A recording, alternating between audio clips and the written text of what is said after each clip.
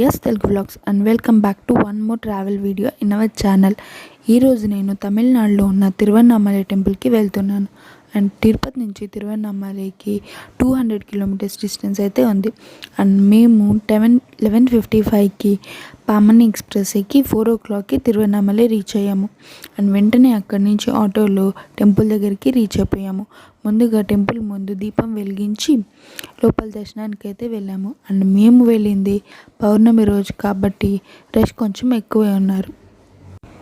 నేను ఇన్స్టాగ్రామ్లో పోస్ట్ పెట్టగానే చాలామందికి వచ్చిన డౌట్ ఏంటంటే అరుణాచలం అని ఎందుకన్నావు అని.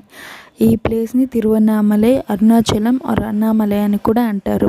తిరువన్నామలై వాళ్ళు పిలిచేది వచ్చేసి తమిళనాడు వాళ్ళు. తిరు అంటే శ్రీ అని, అన్నామలై అంటే పెద్ద కొండ అని అర్థం.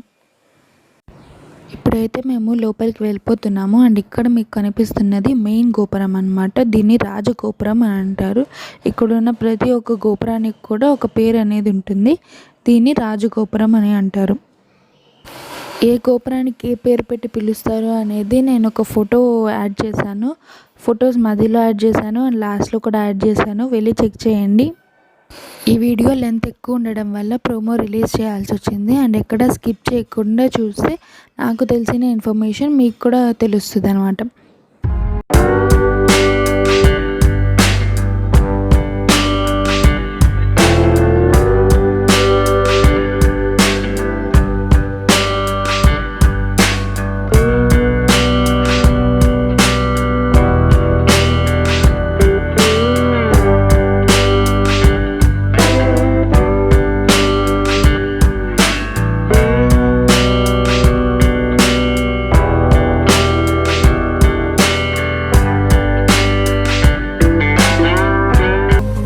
ఇప్పుడైతే మేము దర్శనానికి వెళ్తున్నాము. టెంపుల్ లోపలికి అయితే చేరిపోయాము. అండ్ చూసారు కదా, టెంపుల్ లోపల చాలా బాగుంది చూడ్డానికి. చాలా గోపురాలు ఉన్నాయి. అండ్ ఇక్కడ కొంచెం లైన్ కొంచెం స్లో అయ్యింది అందరూ గోపురంని ఫొటోస్ తీసుకోవడం వల్ల. మీరు కూడా చూసేయండి నాతో పాటు గోపురం ఎలా ఉంది ఏంటి అనేది. అండ్ లాస్ట్లో ఫొటోస్ కూడా యాడ్ చేశాను, మర్చిపోకుండా వెళ్ళి చూడండి. అండ్ స్కిప్ చేయకుండా చూడండి, క్లియర్ ఇన్ఫర్మేషన్ మీకు వస్తుంది.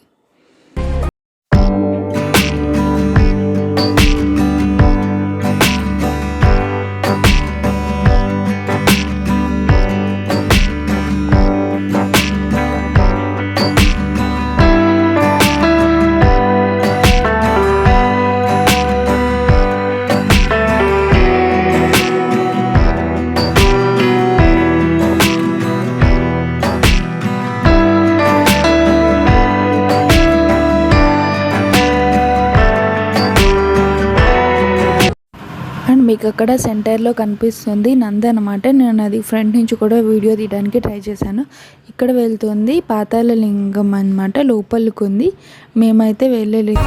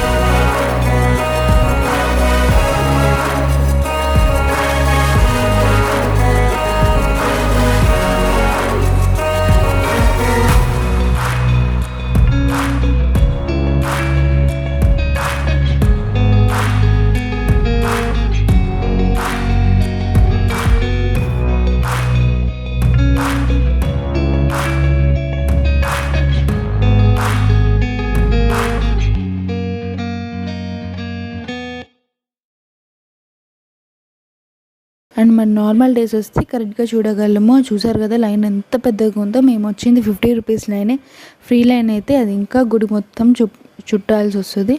50 రూపీస్ లైన్ అయినా కానీ ఆ రోజు డే వల్ల చాలా రష్ ఉన్నారు. అండ్ మాకైతే 2 hours టైం పట్టింది. 2.5 hours టైం అయితే పట్టింది దర్శనం కంప్లీట్ చేసుకొని మేము బయటికి రావడానికి.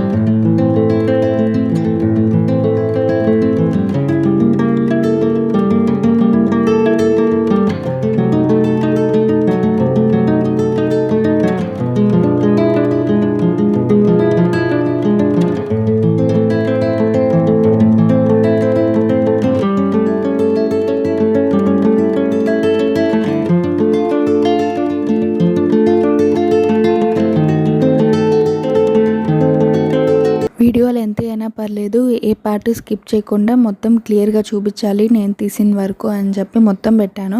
ఏది స్కిప్ చేయకుండా చూడండి. అండ్ ఇక్కడ కనిపిస్తుంది మనకి టెంపుల్ ఓవర్ వ్యూ పిక్చర్ అనమాట. ఇది కూడా నేను షూట్ చేశాను, చూసేయండి.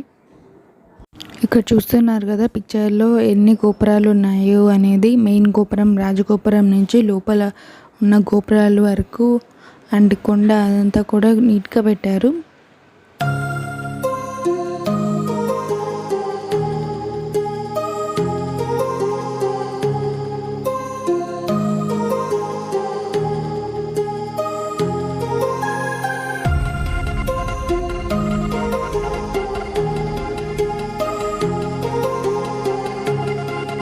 అండ్ ఇక్కడ నుంచి వీడియోగ్రఫీ అలో లేదు టికెట్ తీసుకున్న తర్వాత నుంచి. ఇదైతే అమ్మవారి దర్శనం చేసుకొని బయట వచ్చిన తర్వాత నేను షూట్ చేశాను టెంపుల్ లోపలే. ఇది కూడా అమ్మవారి దర్శనం పక్కనే ఉంటుంది. ఇటుపక్క శివయ్య దర్శనం ఉంటే ఇటుపక్క అమ్మవారి దర్శనం ఉంటుంది. దర్శనం చేసుకొని బయట వచ్చి ప్రసాదం తీసుకున్నాము, అది కూడా చూస్తారు. అండ్ ఇక్కడ కనిపిస్తుంది కదా మనకు పౌర్ణమి. ఆ డే అనేది చాలా స్పెషల్ అన్నమాట. పౌర్ణమి రోజు గిరి ప్రదక్షిణ చేయడం చాలా ముఖ్యం అన్నమాట. చాలామంది చాలా ప్లేసెస్ నుంచి కూడా ఇక్కడికి వస్తూ ఉంటారు.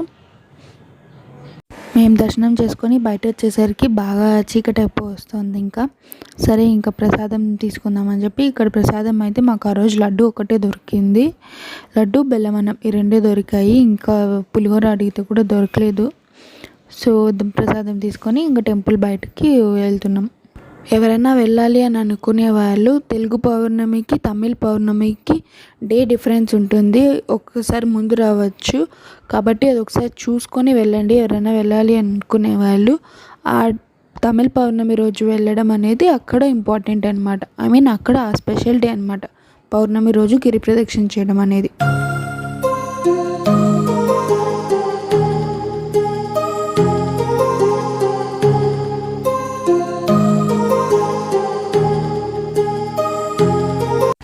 మామూలు రెగ్యులర్ డేస్ కాకుండా ఈ పౌర్ణమి రోజు అప్పుడు మాత్రము టెంపుల్ 8-8:30 వరకు ఓపెన్ ఉంటుంది. ఆ లోపే దర్శనం చేసుకోవాల్సి ఉంటుంది మనము. అండ్ ఇక్కడ ఇంకో గోపురం ఉందన్నమాట. ఇంకా చూసారా దర్శనానికి చాలామంది ఉన్నారు. ఎటు నుంచైనా వెళ్ళొచ్చు. మేమైతే మెయిన్ గోపురం నుంచి వెళ్ళాము, ఎప్పుడు వెళ్ళలేదు అని చెప్పి. అండ్ ఇది ఫ్రీ లైన్ అనుకుంటా, చాలామంది ఉన్నారు.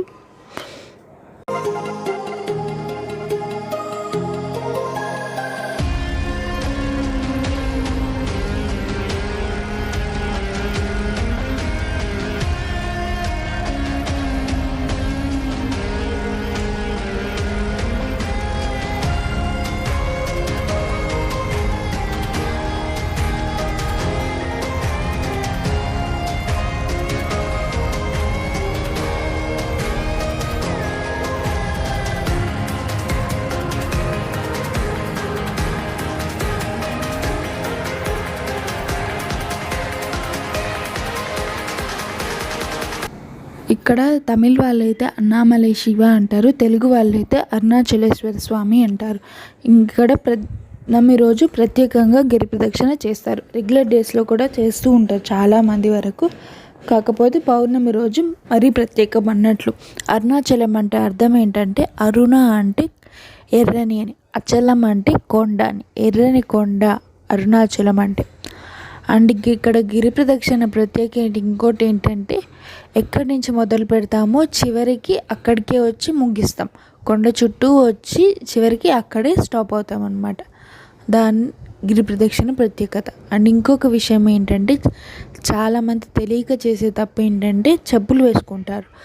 చెప్పులు వేసుకోకుండా నడవాలి. మీకు మరీ అంత కాళ్ళు ప్రాబ్లం ఉంటే సాక్స్ వేసుకొని నడవచ్చు, కానీ చెప్పులు మాత్రం వేసుకోకూడదు. అండ్ గిరి ప్రదక్షిణ ఎంత దూరము అంటే 14 కిలోమీటర్స్, 14 కిలోమీటర్లు ఉంటుంది. చెప్పులు వేసుకోకుండా నడుస్తూ ఉండాలి. దారిలో మీకు చాలామంది ఉంటారు. ఎవరైనా సోలోగా వచ్చేవాళ్ళు అస్సలు భయపడాల్సిన అవసరం లేదు.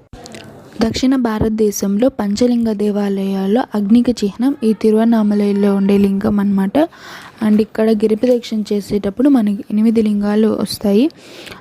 ఒక్కో లింగం ఒక్కో రాశికి సంబంధించినవి. ఇంద్రలింగంతో మొదలుపెట్టి ఈశాన్య లింగంతో మన గిరి ప్రదక్షిణ ముగుస్తుంది. కానీ ఎక్కడి నుంచి స్టార్ట్ చేసామో గిరి ప్రదక్షిణ అక్కడే కంప్లీట్ చేయాలి. ఎవరైనా నడవలేని వాళ్ళు ఉంటే గిరి ప్రదక్షిణ చేయాలనుకున్న వాళ్ళు ఆటో మాట్లాడుకొని గిరి ప్రదక్షిణ చేయొచ్చు. కాకపోతే అప్పుడు కూడా చెప్పులు వేసుకోకూడదు. అండ్ నాకు తెలిసిన ఇన్ఫర్మేషన్ నేను మోస్ట్లీ ఇచ్చాననే అనుకుంటున్నాను. అండ్ మీకు కనుక ఈ వీడియో నచ్చినట్లయితే please do like, share, comment and subscribe to my channel Aishwarya's Telugu vlogs. And don't forget to hit the bell icon. You will never miss an update.